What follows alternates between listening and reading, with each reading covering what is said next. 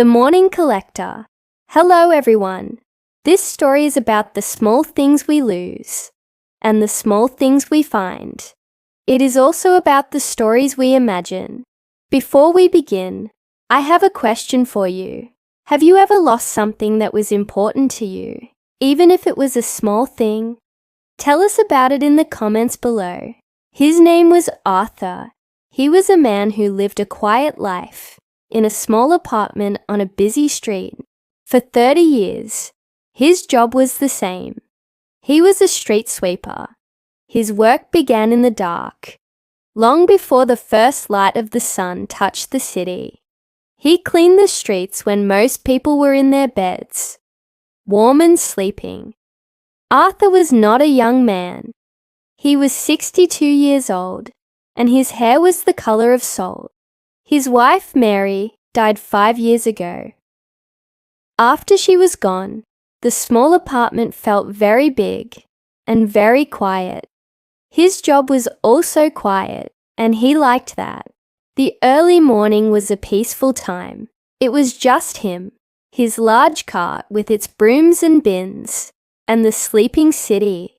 His route never changed.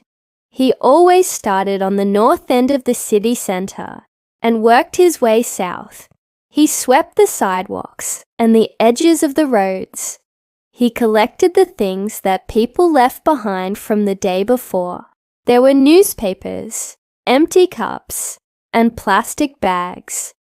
It was usually just trash. He did not think about it. It was just his job. The work was simple and steady, and it helped him pass the long hours until the sun came up. He knew the city in a special way. He knew the sounds of the early morning. He knew the sound of the first bus of the day as it pushed air from its brakes. He knew the smell of the bread from the bakery that opened at 4 in the morning. He saw the same few people every day. There was a woman who walked her small dog and a man who delivered newspapers. They would nod at him, a small hello without words, and he would nod back. His life had a rhythm, like a slow and quiet song.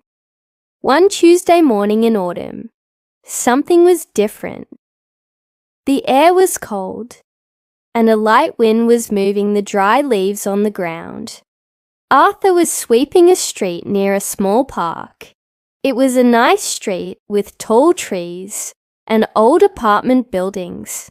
As he pushed his broom, he saw something small and dark on the sidewalk. It was not a leaf, and it was not a piece of trash. He stopped and looked closer. It was a pen. It was a simple pen, black with a silver clip. It was not a cheap plastic pen. It felt heavy and smooth in his hand. He clicked the top, and the point came out. He clicked it again, and the point went back in. It was a good pen. Someone was probably sad that they lost it. He looked around, but the street was empty. He could throw it in his bin with the rest of the trash. It was the easy thing to do, but for some reason, he did not want to. He stood there for a minute, holding the pen. He thought about the person who lost it. Did they use it for work? Did they use it to write letters? He imagined a hand holding this pen, writing important words. It felt wrong to throw it away, so he put the pen in the pocket of his thick work coat. He finished his work on that street and continued on his route. When he got home that morning, as the sun was finally rising, he took the pen out of his pocket. He washed it carefully with soap and water and dried it with a soft cloth. He had an empty wooden box on his shelf. It was a box that Mary used to keep her buttons in. He opened the box and placed the pen inside. He did not know why. It just felt like the right place for it. The next week, on the same street, he found something else. It was lying near a bus stop. It was a small notebook. The cover was dark blue, and it was held shut with a little elastic band. His heart beat a little faster. He picked it up. It was not wet from the morning dew. It was clean. He opened it. Inside there were no words. The pages were full of drawings. They were drawings of buildings. The lines were quick and clever. He saw a drawing of the city library and another of the old clock tower downtown. The person who drew these was very good. They saw the world in a special way. He turned the pages slowly. On the last page, there was a small drawing of a cat sleeping on a windowsill. He smiled when he saw it. He felt sure that this notebook belonged to the same person who lost the pen. The pen was for writing, but maybe it was also for drawing. He took the notebook home with him. He did not put it in the bin. He could not. It felt like a small book of secrets, and it was wrong to throw secrets away. He placed it in the wooden box, next to the pen. Now there were two things in the box, a pen and a book of drawings. As the weeks passed, his job started to feel different. Before, he was just cleaning. Now, he was looking. Every morning, when he got to that one special street, he slowed down. His eyes searched the sidewalk and the street. He was looking for something else. He felt a little bit of excitement, like a child looking for treasure. Most days there was nothing, just leaves and trash. But he did not feel disappointed. He just kept looking. Then, one cold morning in December, he found it, a scarf. It was a soft blue scarf. It was the same color as the cover of the notebook. It was caught on the branch of a small bush in the park. It was a little bit wet, but it was not dirty. He gently pulled it from the branch. He held it in his hands.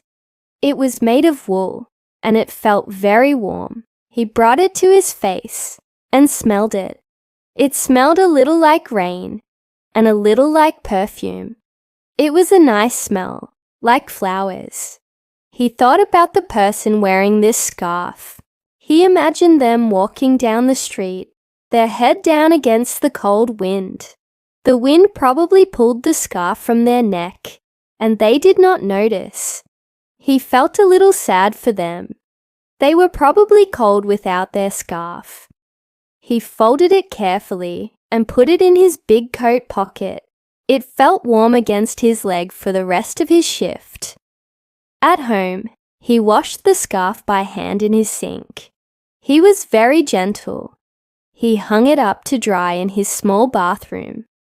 The whole apartment smelled like flowers for the rest of the day. When it was dry, he folded it perfectly. He opened the wooden box and put the scarf inside. The box was starting to get full. It held a pen, a notebook, and a scarf. A small collection of lost things. Arthur started to create a story in his mind. He did not try to do it. The story just grew by itself. The person who lost these things was a young woman.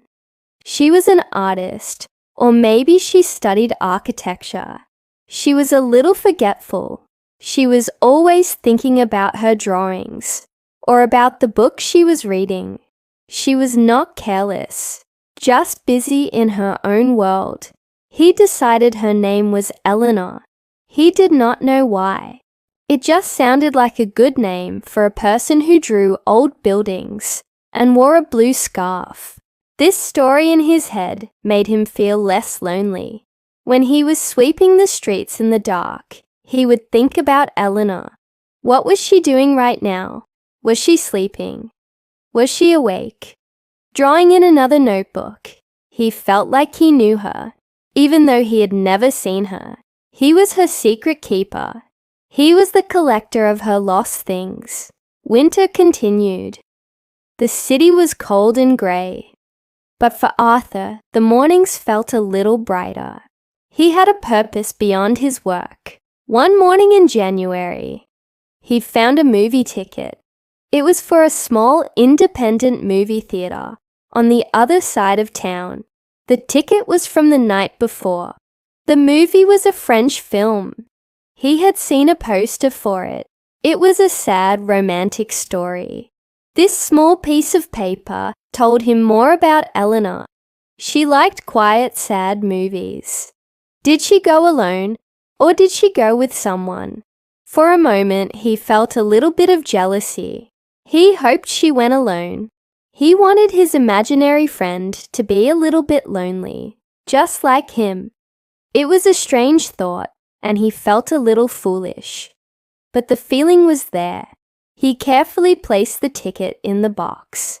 It was a small, fragile thing, a piece of a single night in her life. Months passed. Spring arrived. The cold air became warmer. The trees on Eleanor's street started to grow small green leaves. Arthur continued his search every morning. Sometimes he found nothing for weeks. He would start to think that it was over. Maybe the person had moved away. But then, he would find something new. One sunny April morning, he found a photograph. It was lying face down on the grass in the park. He picked it up carefully. He turned it over. It was a picture of a dog. It was a happy-looking golden retriever, sitting in a field of yellow flowers. The dog's mouth was open, like it was smiling. It was a beautiful, happy picture. He looked at it for a long time. So, Eleanor had a dog. Or maybe she just liked dogs. He imagined her taking this picture, smiling at the happy dog. This picture told him that there was joy in her life. He was happy about that. His story of Eleanor was growing. She was an artist who was a little forgetful. She liked sad movies, and she loved a happy dog. He put the photograph in his pocket, near his heart. At home, he put the photograph in the box. It was his favorite thing so far. It was a picture of pure happiness. He would take it out sometimes and just look at it. He felt like he was looking through a small window into her life. The collection grew slowly. He found a single, small earring shaped like a silver star. He found a pressed flower. Inside a folded piece of paper, he found a ticket for a train to a town by the sea. Each small thing was a new word in the silent story he was reading. His wooden box was now a treasure chest. It was full of the pieces of a life he did not know, but felt so close to. His routine was now a very important part of his life. Waking up in the dark was not a chore. It was the start of an adventure. He felt a deep connection to this person. He felt protective. He cleaned her street with extra care. He made sure no trash stayed on her sidewalk. It was his way of taking care of her. This person he would never meet. He started to feel that the street was a special place, a place where their two separate lives touched for a moment. He was the quiet observer, the collector. She was the one living the life, leaving small clues behind. He knew it was strange. He was a 62-year-old man, and he had an imaginary friend. He never told anyone. It was his secret. It was a small, bright thing in his quiet life. The thought of Eleanor made the world feel less empty. It filled the silence that Mary had left behind. Then, one summer, things began to change. For a whole month, he found nothing. This had happened before, so he was patient. He kept looking. He told himself that Eleanor was just being more careful. Or maybe she was on a long vacation. He imagined her at the town by the sea, the place from the train ticket. He hoped she was having a good time. But another month passed, and then another. The summer ended and autumn began again. The leaves on the trees on her street turned from green to yellow and orange. They fell to the ground and he swept them up, but there was nothing else. The street was just a street again. The magic was gone. A feeling of worry started to grow in Arthur's chest. It was a cold, heavy feeling. Was she okay? Did something happen to her? He started to look at the faces of the people on the street. He would watch people getting on and off the bus. He was looking for a young woman with a blue scarf, a woman who looked like she might draw buildings in a notebook. But he did not know what she looked like. It was a hopeless task. Every morning when he got to her street, his heart would beat with a small, sad hope. And every morning, that hope disappeared. The sidewalk was always empty. His work just felt like work again. The mornings were just dark and cold. The quiet was not peaceful anymore. It was just empty. He thought about stopping. He could ask for a different route, a route that did not go down that street, a route that did not have a ghost. But he could not do it. He had to keep looking. It was the only thing he could do. He felt a responsibility to her, to his Eleanor. One morning in late autumn, a year after he found the first pen, he saw a large truck on her street. It was a moving truck. It was parked in front of one of the old apartment buildings. Two men were carrying boxes and furniture out of the building and into the truck. Arthur stopped his cart across the street and watched. He felt a deep sadness in his stomach. He knew, with the certainty that hurt, that this was her building. She was moving away. The story was over. He would never find anything of hers again. He stood there for a long time, hidden in the early morning shadows, and watched them empty the apartment. He never saw her. He did not see a young woman, or a dog, or anything that looked familiar from his story. He just saw boxes and chairs. After the truck drove away, he slowly crossed the street. He did his work. He swept the sidewalk. It was just a normal sidewalk, covered in a few leaves. There was nothing to find. There was nothing left. She was gone. That day, he went home, and the apartment felt colder and quieter than ever before. He went to the wooden box on his shelf. He opened it. He looked at all the things inside: the pen, the notebook full of drawings, the soft blue scarf, the movie ticket, the photograph of the happy dog, the silver star earring, the pressed flower, the train ticket. They were just things, lost things. They were not his memories. They were somebody else's, but they felt like his. He had saved them. He had created a life for them. Now the story was finished, and the ending was a blank page. He did not know where she went. He did not know if she was happy. He would never know. He closed the box. He did not put it away. He left it on the shelf. It was a part of his life now. A museum of a person he never knew. A story with no end. Arthur continued to work as a street sweeper. He still had the same route. Every morning he passed her street. He no longer searched with hope.